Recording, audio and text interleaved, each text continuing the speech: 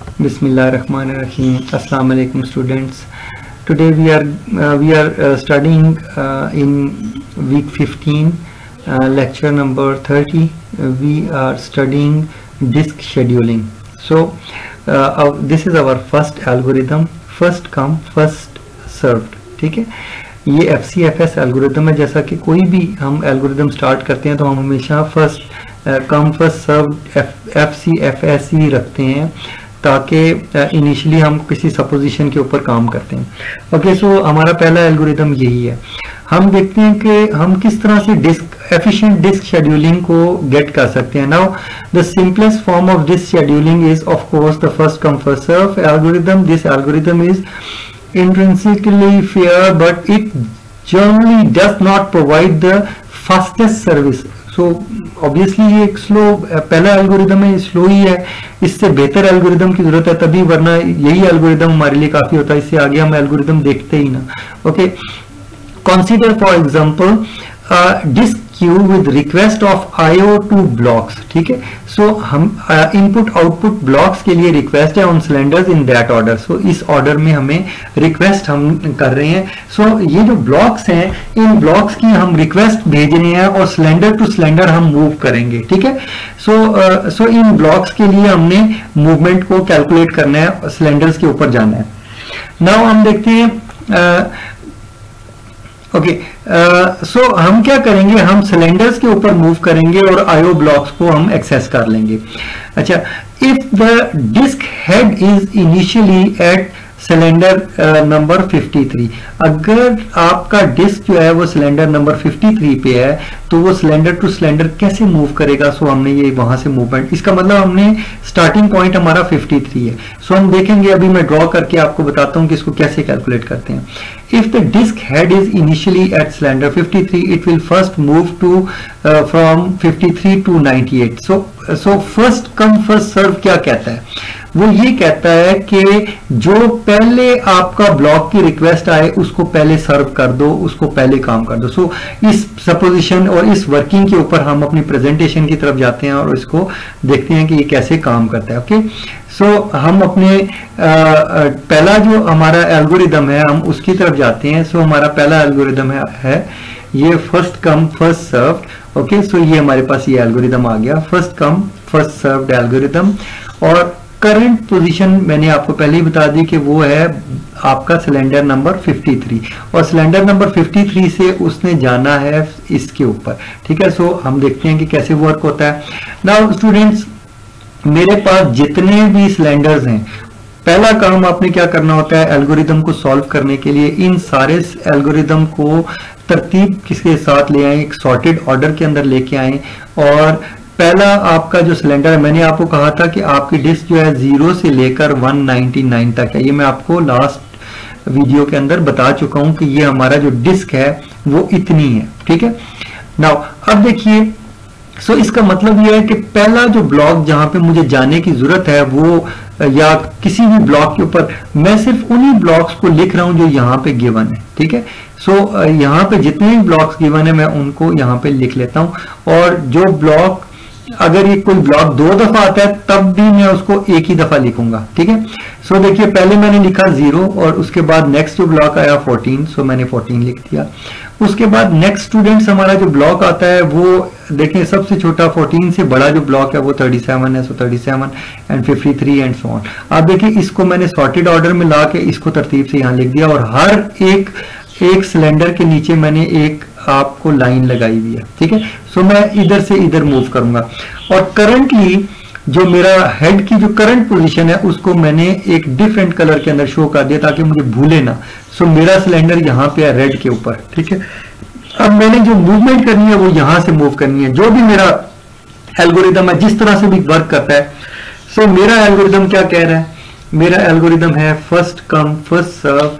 और ये कहता है कि ये जो 53 के बाद जो पहले रिक्वेस्ट आई है सिलेंडर की, उस सिलेंडर के ऊपर जंप कर जाओ. और कौन सी सिलेंडर की रिक्वेस्ट आई है, 98 की.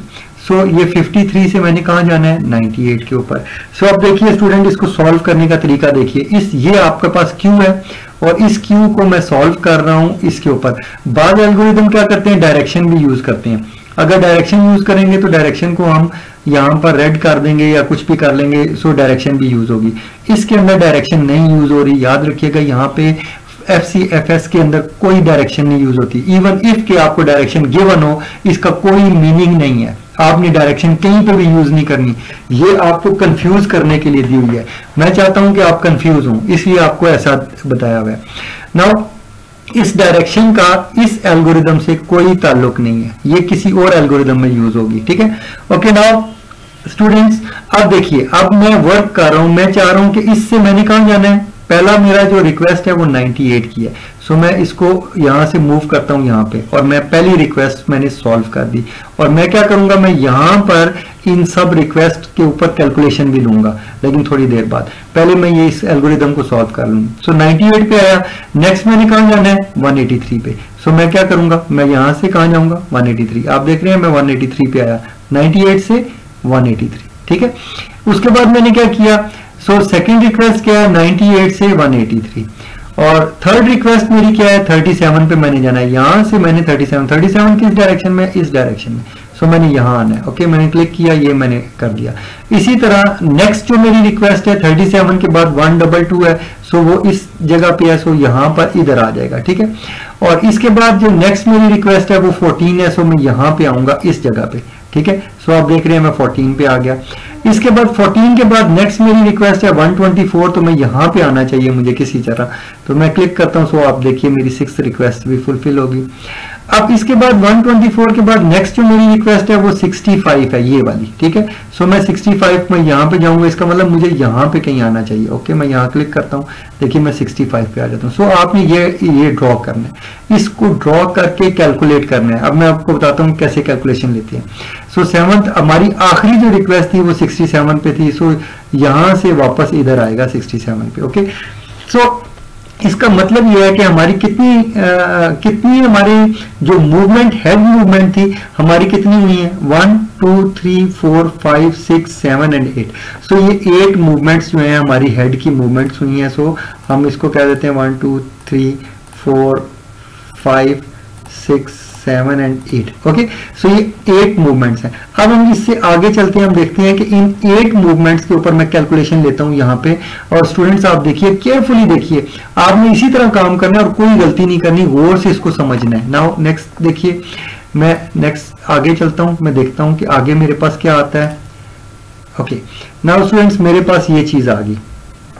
नाउ अब देखिए मेरे पास सारी कैलकुलेशन ये मैंने की है। मैंने अब कैलकुलेशन कैसे की है मैं आपको बताता हूं। नाउ देखिए मेरे पास कितनी हेड मूवमेंट्स थी, टोटल 8, ठीक है। सो मैंने क्या किया, 1 2 3 4 5 6 7 8। देखिए ये मैंने 8 तक वैल्यूज लिखी हुई हैं। ये ओवरहेड्स अगर किसी एल्गोरिदम में यूज होंगे तो हम इसको एज इट इज यूज करेंगे, मैंने इसलिए ये लिखे हुए हैं। ओके, नाउ अभी इस मेरे एल्गोरिदम में ओवरहेड नहीं है कोई भी, ठीक है। सो हम देखते हैं कि कैसे काम करता है। नाउ स्टूडेंट्स देखिए, पहली जो मूवमेंट थी वो कहां से थी, 53 से 98 पे। सो आप बड़ी वैल्यू को पहले लिखेंगे और छोटी वैल्यू को बाद में लिखेंगे। 98 माइनस 53, जो आंसर आएगा आगे लिख लीजिए। इसको आप कैलकुलेटर से कैलकुलेट करेंगे। सो अगर आपने ये क्वेश्चन सॉल्व करना है तो यू नीड अ कैलकुलेटर। उस कैलकुलेटर के बगैर ये क्वेश्चन सॉल्व नहीं हो सकता। ओके, नाउ सो आपके पास एग्जाम में कैलकुलेटर होना चाहिए। ये नॉर्मली फाइनल एग्जाम का क्वेश्चन है। सो फाइनल एग्जाम में आपके पास कैलकुलेटर होना मस्ट है।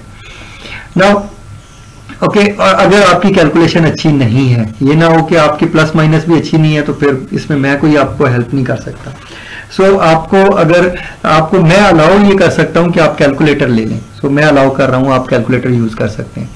ओके, नाउ स्टूडेंट आपकी पहली रिक्वेस्ट होगी। अब सेकंड रिक्वेस्ट देखें। सेकंड रिक्वेस्ट क्या है, 183 माइनस 98, ये मैंने लिख दिया। सो ये देखिए दोनों एंड्स के ऊपर जो वैल्यूज लिखी हुई हैं उन दोनों वैल्यूज को आपने लिखना है। देखें ये जो एरो है ये वाला, इस एरो की एक एंड पे जो बड़ी वैल्यू है 183 है और जो छोटी वैल्यू है वो 98 है। सो मैंने क्या लिखा, 183 माइनस 98 एंड सो ऑन। अगर अब मैं इसके ऊपर बात करता हूँ 3 नंबर पे मैं बात करता हूं तो बड़ी वैल्यू क्या है 183 और छोटी वैल्यू क्या है 37, तो 183 माइनस 37 मैंने 3 में कैलकुलेट किया। और देखिए 4 के अंदर मैंने क्या कैलकुलेट किया, मैंने 122 माइनस 37, सो 122 माइनस 37, ठीक है। सो ये चीज हुई। और इसी तरह फिर नेक्स्ट पे मैं जब जाऊंगा तो नेक्स्ट मेरी जो वो है वो या ये वाली फिफ्थ वाली है, फिफ्थ वाली के ऊपर क्या वैल्यू है, देखिए एक एंड पे है 122 और दूसरे एंड पे क्या है 14, सो 122 माइनस 14 ये लिख दिया। इसी तरह 6 के ऊपर हम आ जाए तो 6 के ऊपर जब मैंने वैल्यू कैलकुलेट की तो मैंने ये लिखा कि जो बड़ी वैल्यू थी 124 थी और जो छोटी वैल्यू थी 14 थी, सो मैंने क्या लिखा 124 माइनस 14 और आंसर उसका कैलकुलेट कर लिया। सो कितने हेड्स के ऊपर जंप करता हुआ वो इस हेड तक पहुंचेगा, ये है। देखिए ये इस नंबर 1 के अंदर उसने कितने किए 45 हेड्स के ऊपर से वो जंप करके गया। दूसरे में क्या किया 85 हेड्स, सो उसने इतना डिस्टेंस कैलकुलेट किया। सो हम क्या कर रहे हैं, हम ये डिस्टेंस कैलकुलेट कर रहे हैं, this is a vector. So disk जो है वो वेक्टर की फॉर्म में काम कर रही होती है, कितने दूर आपने डिस्क के ऊपर मूव किया, सो डिस्क ऐसे ऐसे मूव करती है।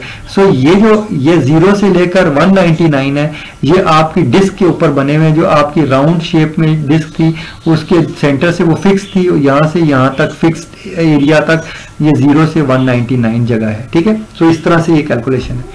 ओके, सो ये चीज क्लियर होगी। इस तरह मैं 6 भी कैलकुलेट किया, देन 7 को मैंने कैलकुलेट किया कि 124 माइनस 65, देखिए 124 माइनस 65, और 8 को मैंने कैलकुलेट कर लिया तो 8 के अंदर मेरी वैल्यूज थी 67 माइनस 65, सो मैंने 67 माइनस 65 ये मैंने, अब ये जो सारी वैल्यूज हैं इन सब वैल्यूज को मैंने सम करके उसका टोटल निकाला। इतना जो मेरी टोटल हेड मूवमेंट है वो इतनी है इस क्यू के लिए, ठीक है।